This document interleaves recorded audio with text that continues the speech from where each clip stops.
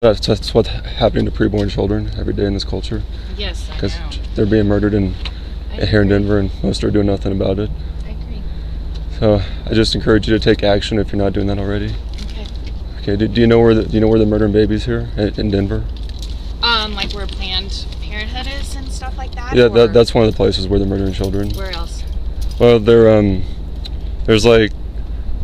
there's about 6 or 7 places I've seen through like a Google search. Yeah. Planned Parenthood, they're on 38th Avenue, Okay. and they're the one place I know that murders babies on Saturdays, and there's a few other places. I can't think on the top of my head where they are, but I mean you can just do like a Google search and see real quick. Okay. And because most professing Christians aren't going out there, and Some even now think that that's okay, that we just should get above that battle, that we should just walk away from that one. Well, they think that because most pastors are silent, most professing Christians are silent, and they Yeah. I mean, ours is not. even what's that? I said ours is not.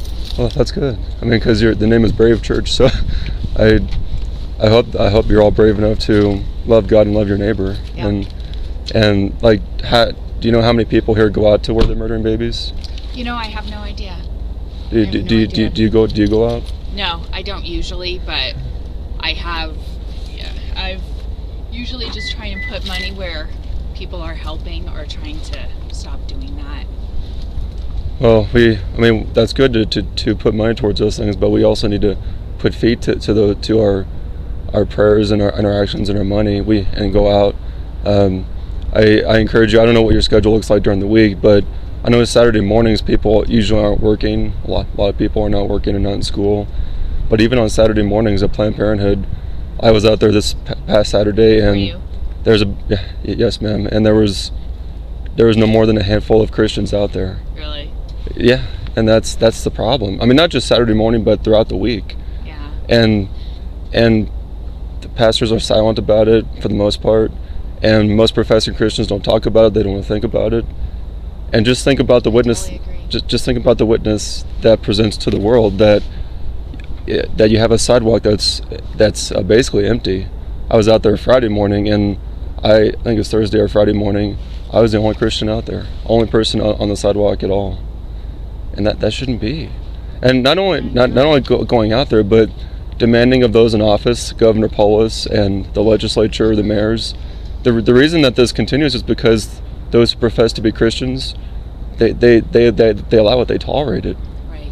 And that shouldn't be. This should not be happening. That Planned Parenthood, they shouldn't be there. There should be thousands of Christians out there, and there would be if we made this a priority. But we don't make it a priority most. No, I think too many people have just gotten complacent, and They have. there's nothing I can do, so I'm just gonna walk away. Well, and they believe the lie of the devil, and Yeah. it may just be because they're not even saved.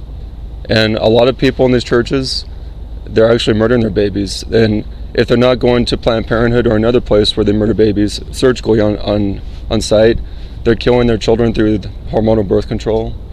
And like you can get Plan B at virtually any pharmacy.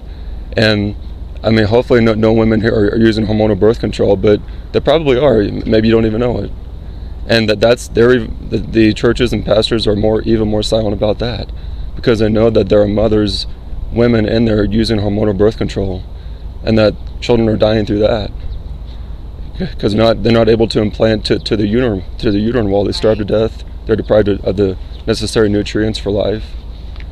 And so we need to speak out against that too, and demand of the governor, the mayors, the police departments to uphold the Constitution, uphold the law, and not allow any person to be deprived of life, as the Constitution says.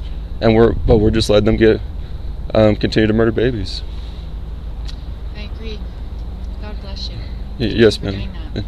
And I encourage you to join me, even if it's not physically, like out there on the streets at the places where they're murdering babies.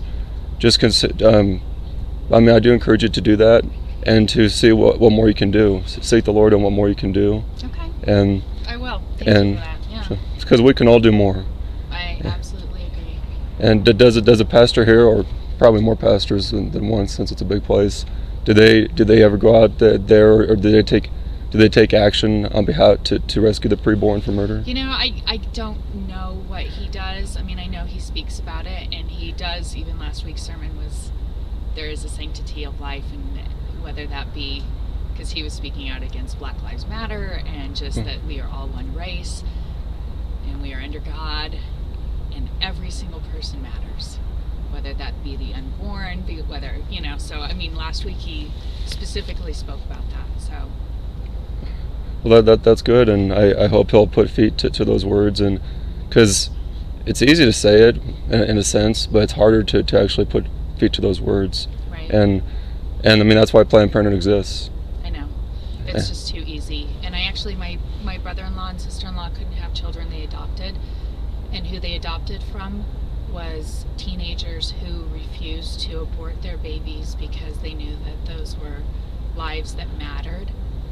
And that, so they stood up against their parents actually and said, I will not do this. This is not my baby. This is somebody else's. I'm going to allow them to adopt this baby. And because of that, my brother and sister-in-law have children.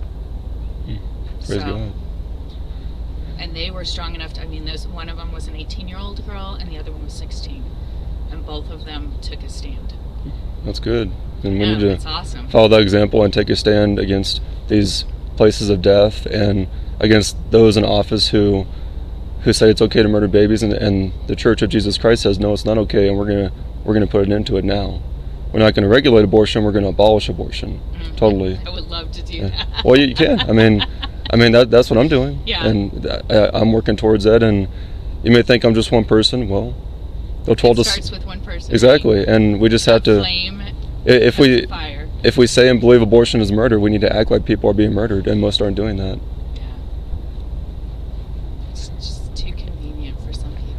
Yeah. Well, we're not called to convenience, as you know. I know. Jesus Christ called us to a hard life. We are called to do the hard things. We are, and so we are. So please consider what the Lord would have for you to do more. And I really encourage you to come out to Planned Parenthood during the week when you're able to, and Saturday mornings. And I mean, it wasn't convenient for me to be out there Saturday morning. It was cold. I was gonna say it probably was very. It was. I mean, people are angry at me, and I could have been doing a lot easier things, but I have to do that out of love for my neighbor.